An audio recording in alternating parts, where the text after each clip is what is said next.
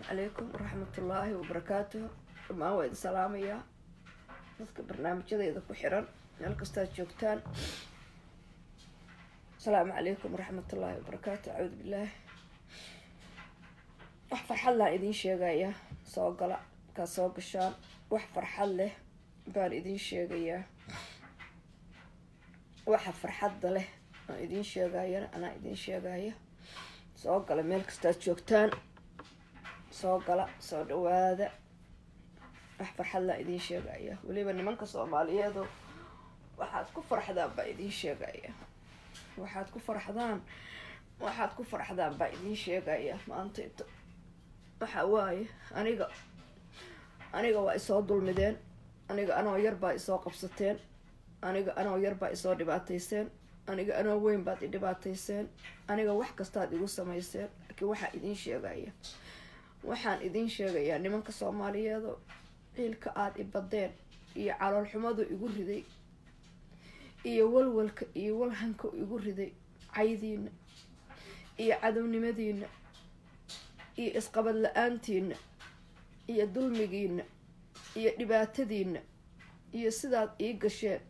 iyo sidaad ii lugoyseen iyo sidaad ii caydeen iyo sidaad u accept gareyn weydeen maalin walbaba idinkoo arka gabdho yaryar oo maaragtay babyyaal ah oo la kufsaday oo la keenay social media habar 95 jir oo la keenay hooyo 95 sano jirta oo la keenay social media waxaad igu dhinaayad garayseen waxaad isugu kay tagteen waxaad ii haraas garayseen caqligu ahaa laakiin waxaan idin sheegayaa da boolis u ilahaydeen iyo hadii aad mataqaanaayad wax kala sameyn lahaydeenba ana hadda runta idin sheegaya ku farxa oo ku raaxaysta oo habi ku noqda hadda saacadan joogan isdilaya saacadan hadda aan taagnahay baan isdilaya marka ku raaxaysta nimanka Soomaaliyeed ku raaxaysta saacada hadda aan joogo baan isdilayay waa idinka meel walba aniga iga cuna qabateeyay waa aniga idinka meel walba aniga iga cadaabay waa aniga meel kasta idinka iga dhibaateeyay waa idinka meel walba aniga iga saladane waa idinka runta diidayo oo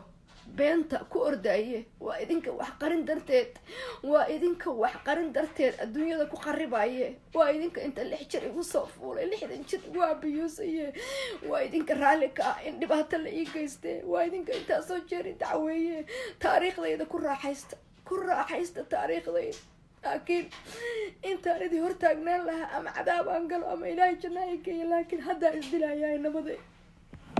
anigu kala kaxeey